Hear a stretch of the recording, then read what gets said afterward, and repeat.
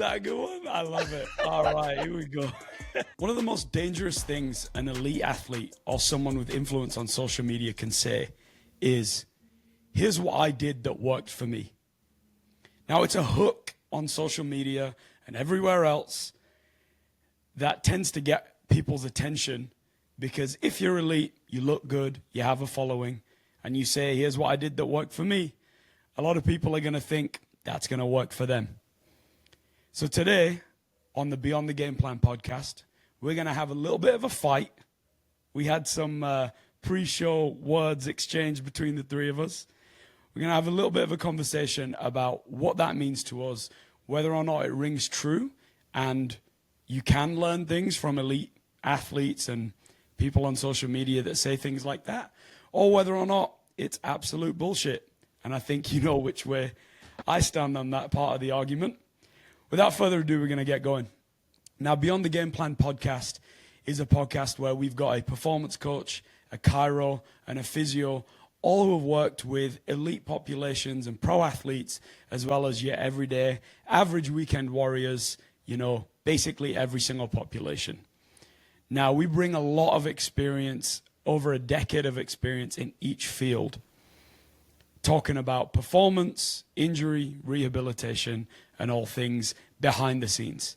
If you're used to seeing the result, people like us tend to be what happens on the back end for the athletes to get to that final result. Without further ado, we're going to go ahead and get back into it. We don't need any introductions. We're just going to fight. Okay, guys, this is where I'm at on this, and feel free to jump in. Let's hear it. When someone says, here's what I did that worked for me, if there's good intention behind it, that's awesome. But most of the time, people don't understand the disclaimer they've got to put on. What worked for me is based on a whole myriad of factors to get me to the elite level if I'm an elite athlete. That's individual genetics, that's the way I was raised, that's the things I was exposed to growing up, that's what I ate, that's how I slept.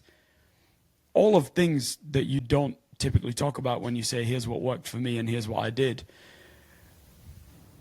And it's negating the fact that the other person maybe didn't have those same experience or the same genetics or anything that you did growing up. So how can you unequivocally say, here's what I did that worked for me, and then expect someone to follow what you did and achieve the same result? The point is you can't. Because if you can, I think we would see a lot more instances where that works. A lot of the time, and I think we've seen it in clinic before, we see instances where it doesn't work. Someone follows someone's 6-day-a-week plyometric program online and then comes to the clinic with tendonitis instead of an elite basketball contract. So that's where I'm at on this point of the argument, man. Anyone, feel free to jump in. I don't think it's true, and I think it's a dangerous sentiment. So I think to a certain degree, you're right. If they don't have the disclaimer and saying, you know, this is what I did, and you know, this is how I progressed. But not every athlete has the time to go about their 20-year history of, you know, what they did to get to where they're at, right? So I think most of them say it in terms of like inspiration. They want to give quick inspiration to the youth, you know, people that are growing up, young athletes as well, who look up to them. And just like the general overarching message, which is, if you're consistent on something, if you show some discipline on something, you know, this is what I did. You know, you just have to be disciplined, consistent on something, you know, maybe similar, but this is what I know, so this is what I'm giving back to. And it kind of shows accountability for the athlete as well, because you're basically putting yourself out there. This is what I do, and you know, this is me, right? This is my standard, and if I put it out there, now I have to live up to it. You get what I'm saying? Versus like if every athlete's doing everything kind of like in secret and so on and so forth, and not really sharing the knowledge and wealth, you know, they can pretty much, you know, slack off, right?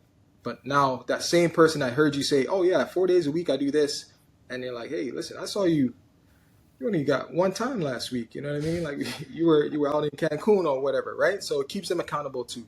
So I think it has more outside the scope of just crossing the T's and dotting the I's in terms of the actual programming itself.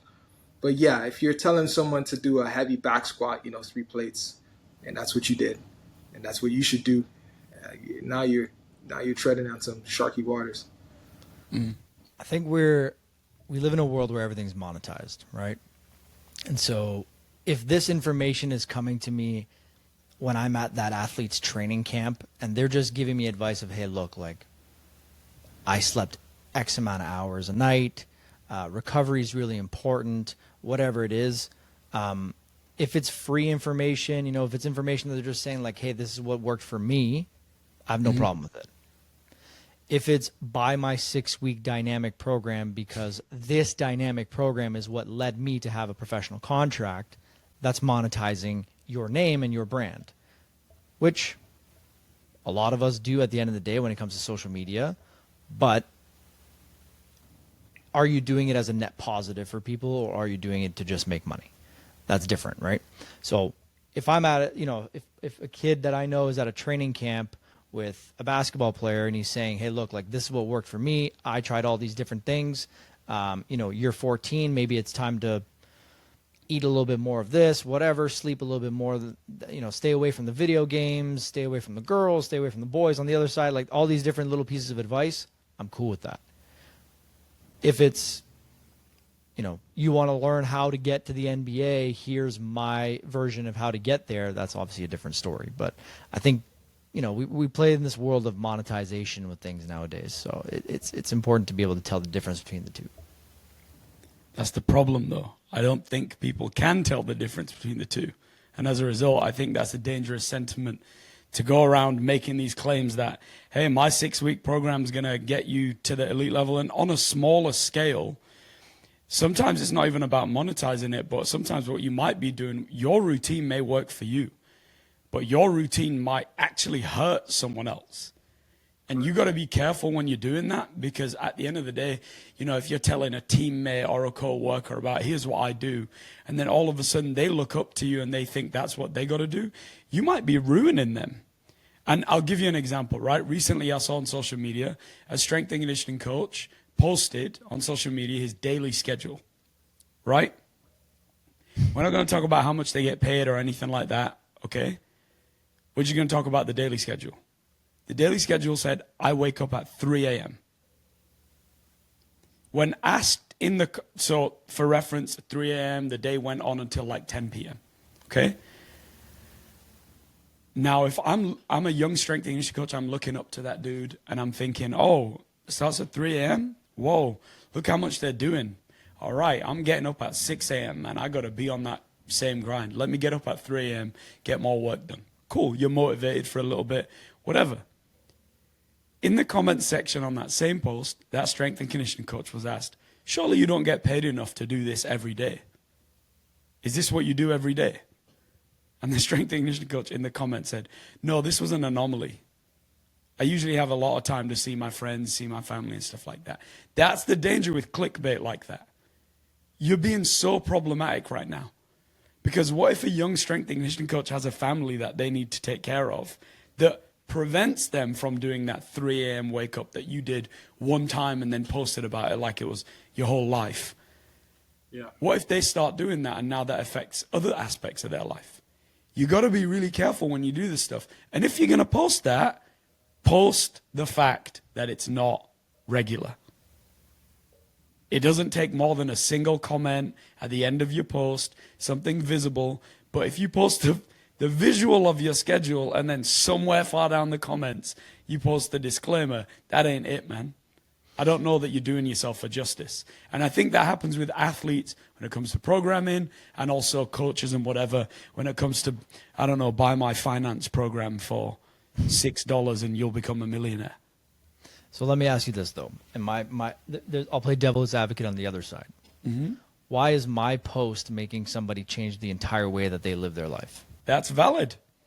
I think that was deep. But I think to answer your question, let's just look at the outside world. Why is some famous person's fashion changing the entire world's fashion? So when you have influence, you got to be careful.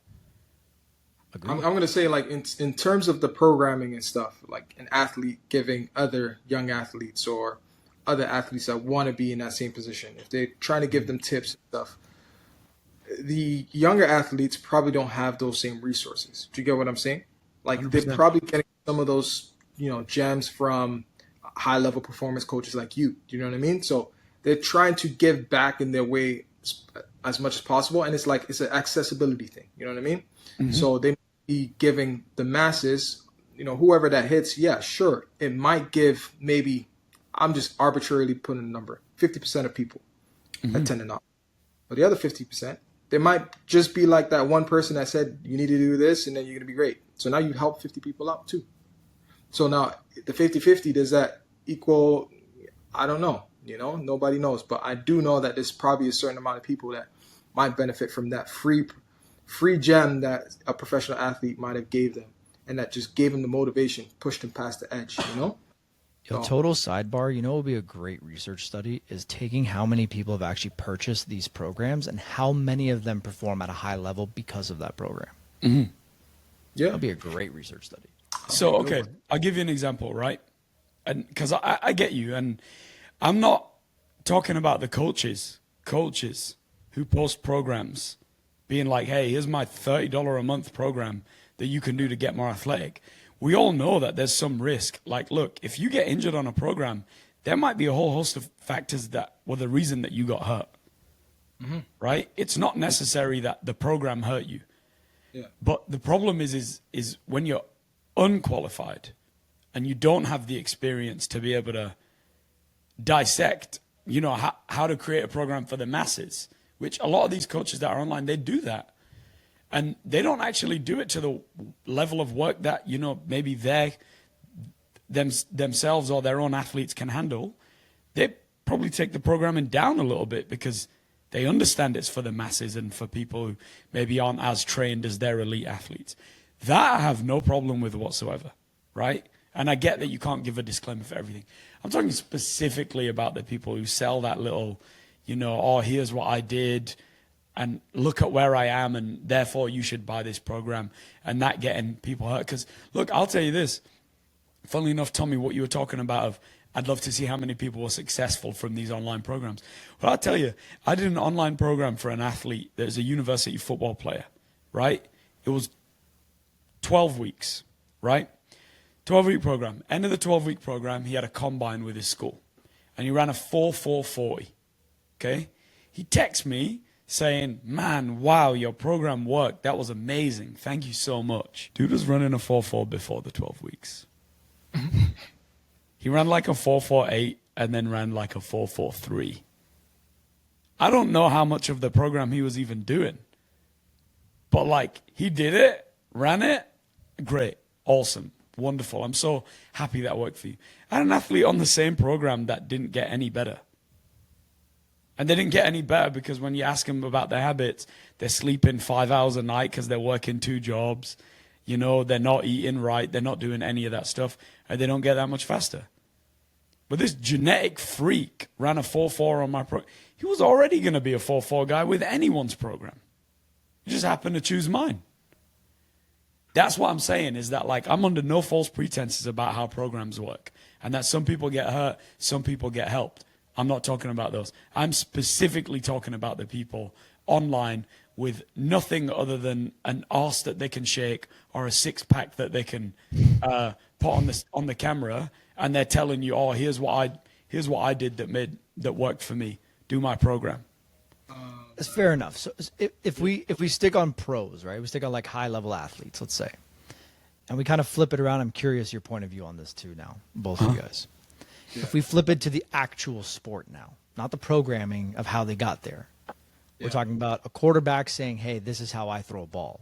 Mm-hmm. We're talking about a golfer saying, this is how I hit a ball. A basketball player, this is how I shoot a ball. Are you listening to that advice? 100%, because that's a skill. Yeah. You gained a skill, and now you, as the person who can perform that skill incredibly well, have a right to tell people, here's how I perform the skill. Yeah. Do you know how many people have like looked at basketball shooting videos of, when they used to throw them up on YouTube, whatever, like the sports science page, or I forget what, RIP, the dude who passed away recently, right? They would have elite athletes there, and they would talk about, you know, how much force they hit something with, or what kind of angular velocity they rotate their shoulder with, and this is how they're elite and whatever. I love stuff like that. And I love it when an athlete tells you about their process mentally. Love it. Love it when they talk about, you know, even their daily like habits. Love it. And then they talk about their skill. 100%, no problem. But don't talk about your daily training and make an unequivocal claim that that's going to make someone elite. What's funny is that the most elite athletes don't actually do that, because they know it's individual. How many times have you seen LeBron James say, hey, here's what I did, you should do it, kids? He just talked about his mentality, what he does in terms of on a day-to-day basis, you know, how much he practices, all of these things. That's totally different. I'm down with that. You could do that. You're more qualified than me to do that, 100%. Teach a sports skill, no problem. So how do you feel about athletes going back to school to learn? Love it. Go back to school. Learn some stuff. Learn context. To become a performance coach. Learn context by going back to school or going and doing a certification. Learn how to provide context and then go and coach a program. No problem whatsoever. But what I need from you, if you were an elite athlete and now you're coaching athlete outside of the skill component, talking about specifically the physical performance, I need you to have physical coaching hours. You need to have that. Because there's a lot of contextual things that you see with your eyes when you're physically coaching an athlete that you start to think, I've had it. I've got colleagues that I've worked with that used to be elite athletes. They started coaching because they figured, you know, natural transition, started coaching performance. And then within the first 2 years, they learned so much about the nuances of performance coaching that they thought they understood because of what worked for them. I love that. If you've gone and you've done that work, love it. Sell a program online. Now you know context. Until you know context, please don't miss me with that. Miss me with that. Here's what I did. I don't give a shit. Don't care. Yo, Usama's knocking all the inspirational guys out here, man. Yeah, no. You couldn't. I love the inspiration and the motivation. Love it. Love that, man. You have a right to do that because you have achieved at the highest level that no one else can do, not even me. I take inspiration from that. I'm just saying, like, there's a line. Don't cross it. So yeah, I think it's just honestly accessibility, normalizing basically the fact that people can do a program. People don't need to go out there and figure it out by themselves. It's just, this is a template. You know what I mean? This is a template. I'm gonna be on the other side of the fence and say, okay, if they have a template, I think most people should be cognizant enough to say this is what worked for him. A disclaimer to say, oh, this is what works for me, just sounds like we're just taking a piss out of everyone that's looking at, you know, all these social media posts. Like, they have a brain. You know what I mean? So it's just the ones that, you know, and the ones that take it overboard and get hurt, we're probably going to get hurt either way doing their own program. Do you know what I mean? It's like, it's personality. They go 100% no matter what.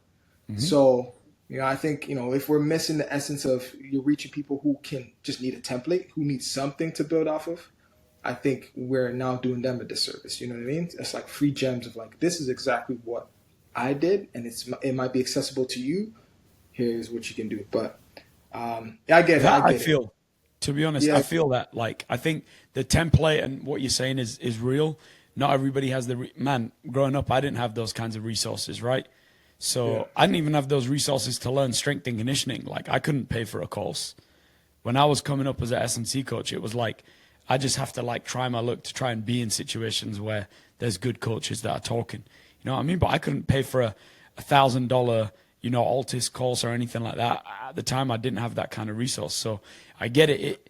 You can't be a gatekeeper to the information. And I do like I said, I have no problem with the intention. It's the execution of that intention that's poor. But I think there's something to be said that if that's the only kind of resource that you have access to, i.e. social media, take the resource, every resource, including this one, with a pinch of salt. Like, understand that there's some context that you may not be savvy to. So once you see some information that you think, oh, this is cool, like, I like that program, or I like that exercise. Nothing wrong with trying it out, but try to apply context. Like, how much am I doing in a week? Am I training 7 days a week based off of this new information that I've now added to my program? Okay, if I am, I need to chill out.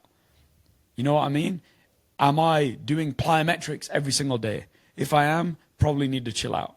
Am I sleeping and eating the way I should be as an athlete? No, then I probably shouldn't be training this much. Also, pro athletes, obviously, that's their one job, or even elite social media personalities, that's their one job. So the physical and mental stresses are all related to that one thing for the most part.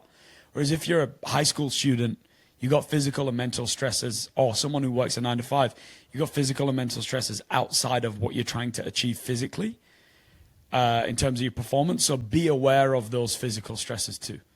I think that's the advice if you choose to use that as a resource, or maybe you don't have an option and that's your only resource, right? Right. So let me play, again, disclaimer, I'm playing devil's advocate a lot today. But Yeah, that's cool.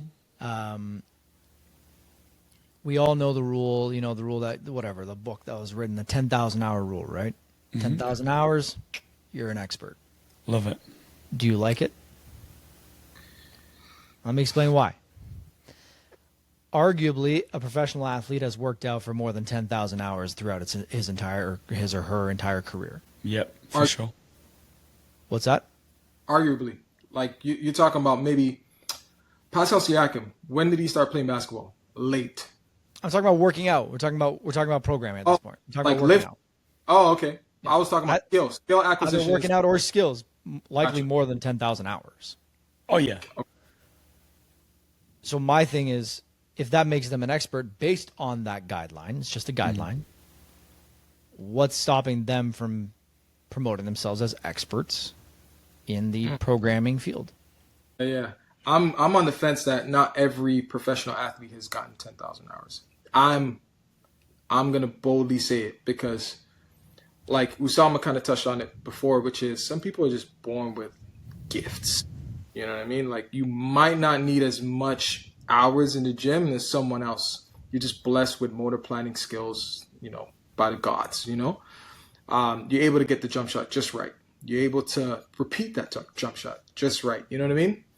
And everyone's wired differently. So to say 10,000 hours is the mark, I get it. It's an arbitrary number. Don't get me wrong. There is a number out there for everyone.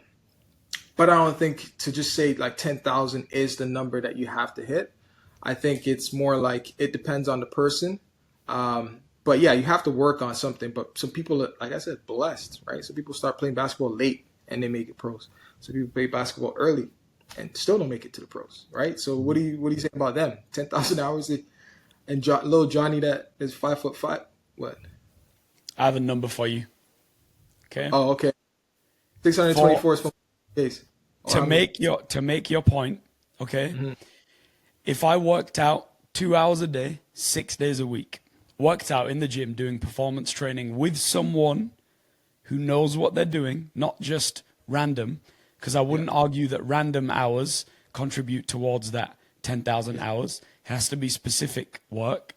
Yeah. Then it would take you 16 years to figure that out and get those 10,000. So are you honestly telling me that in a performance setting, these athletes who are doing that are getting 16 years worth of training? Hell no. What's the average? Let's use football. What's the average football career? How many years? 4 years? 3. How many hours would you have got then? We're talking about professional career. I'm talking about the build-up. Skill acquisition? I would agree. Skill acquisition? You spend a hell of a lot more than that time in your career, or close to. You are qualified to teach the skill. 100%. You don't have to go to university and get a master's in coaching to teach someone how to shoot a basketball. If you've shot a million threes and made 50% of them, and you're Steph Curry, whatever, I don't know what his stats are, right? That's crazy. I'd pretty much say you're qualified to teach someone how to shoot, bro. But you haven't done that in a performance setting. That's not what you've done, because what gets you paid is your skill.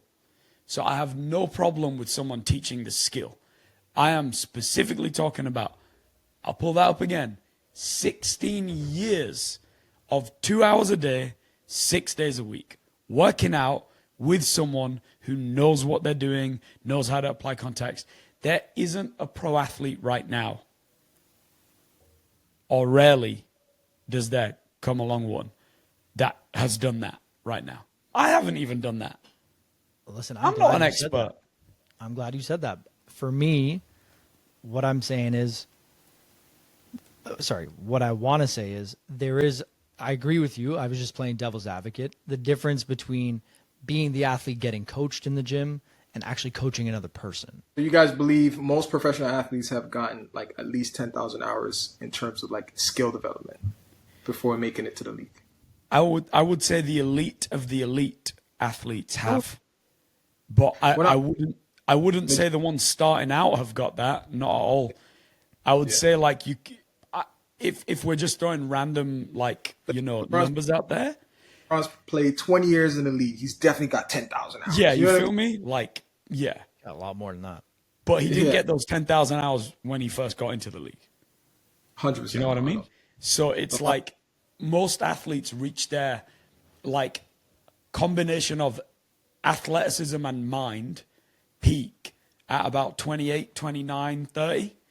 That's when an athlete is like at their peak, because most of the time, because they understand the nuances of the game at that level, and they understand their own skill and athleticism. They might not be the most athletic they've ever been, but they can use it in a way that's so much better. That's why they reach that. So by that time, I would agree that most athletes, if they've survived in the professional setting for that long, then yeah, they've definitely hit their 10,000 hours. But like I said, even by that point, you haven't hit 10,000 hours in performance and performance coaching. Performance for sure. But my thing is like, so there's a lot of people that probably had 10,000 hours in the skill of like, let's say shooting a jump shot and didn't make it to the league. Do you know what I mean? So it's like, and they might not be the best shooter, right? Even though they practice that much, it's just somehow it just doesn't. It doesn't get there. You know what I mean? You can like, don't get me wrong, you will get better. Don't get me wrong, but I think it's just there's some kind of God-given innate ability for certain skills, certain tasks. I feel that. You know what I mean? I do think though that those people who have done that and then maybe haven't made it to the next level, they make great coaches though, because they have a combination of great personal experience and obviously they then learn how to coach it. They can make great coaches. Like the best shooting. Let's use the NBA, for example. Like, just list off a name. Who's one of the best shooting coaches? Lethal shooter. Right. Has he ever played in the NBA? No. Great coach, though, right? Yep. Chris Brickley. Has he ever played in the NBA? Unbelievable coach, though, right? And it's one of those things where, like, why do pro athletes keep going to them? Because pro athletes need help, too. So if you're claiming to be an elite athlete that doesn't need help, that has got the system down for everybody in the world, then you don't understand what coaching is. That's my point behind all of this, is that like if you haven't had physical coaching hours, learning, like look, man, I'll give you an example. We talk about all the time in pro football. Someone, if they don't hit, for us our metric at the Argos is 88%, but someone, for the most part, they do 90%. If you haven't hit 90% of your max velocity in 6 days, you got to go and have a speed exposure, right? That's our rule of thumb. Now, in the context of it, do you think we get a speed exposure from everybody every week? No. Do you think they get slower? No. They don't get slower. Because if we've got a short week where we've got a 5-day turnaround to the next game, you think we're asking guys to run as fast as they can at practice? Or we're just trying to get them to like, practice.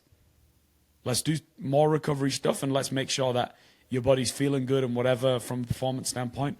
Practice. Go work on this. This isn't a week to get that speed exposure. You think those guys get slower? No.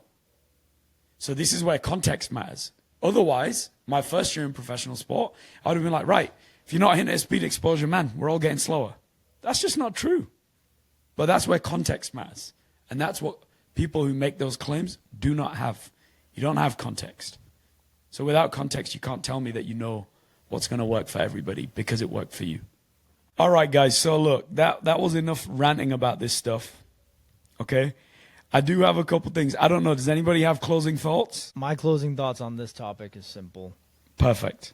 If you're out to monetize the exposure that you had, whether it's professional athlete or not, if you're there to just monetize it, you're probably not in it for the right reasons.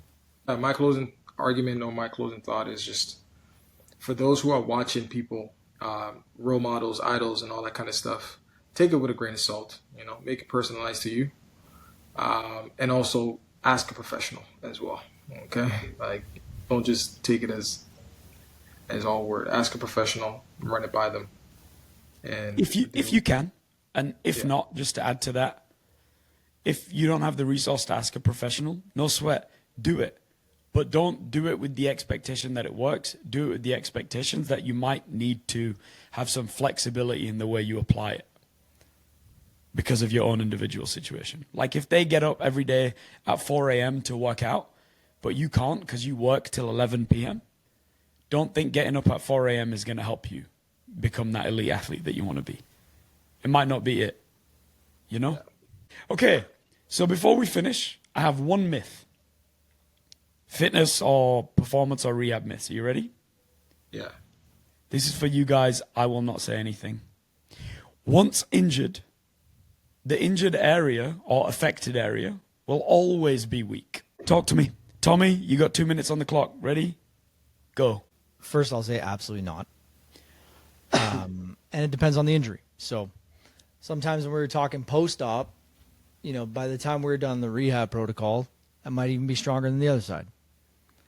That being said, depending on the injury, you can definitely have compensations that have occurred. But with the right professional, you should be able to make sure that you can mitigate those risks. And when they return to play, they should be good to play at that point in time with no added risks of it being injured long term. Awesome. All right, Rich, 2 minutes on the clock. Once injured, the injured area or affected area will always be weak. Go. I don't think always be weak is the term to use. I think it's going to go through remodeling phases depending on what it is. And if you got something surgically done, replaced or something like that, yeah, you know, maybe the tissue itself, you might have some kind of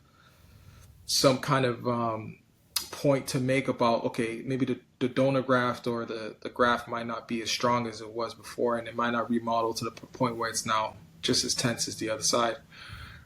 Then sure, but barring that, you can still get the muscles around it much stronger. So it's not going to be permanently weak. You just have to. The brain. I always tell this to all my clients. When you injure something, the brain's always looking for if it was using one pathway straight down to activate a certain muscle around the joint to move, it's going to try and find another way around it because that path right now is strained, right? And it can't really activate as much because it's pain and all this kind of stuff that happens physiologically at the joint. So, you know, you have to now consciously make that effort to light up that same path that it was using before, or else your brain's going to keep going to the path of least resistance, right? And then that's when you start to get what Tommy said, like compensations. And yeah, you will get weak in that same straight line path that you were having before. So yeah, you can definitely return back to what you were before. It's not going to be permanently weak, barring the Awesome. graft. I think there's a lot of people that worry about that stuff. You know what? If you are worrying, one time I got injured and here's what worked for me. Stop. This guy. All right, that's the Beyond the Game Plan podcast. Today we spoke about the dangers of sometimes using social media. We had a little fight. No one got their fists out though, so that's good.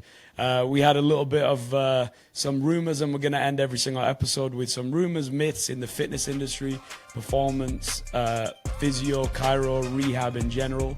If you have any suggestions, let us know. We appreciate you. Tommy, Rich, appreciate you. Man, that's a wrap.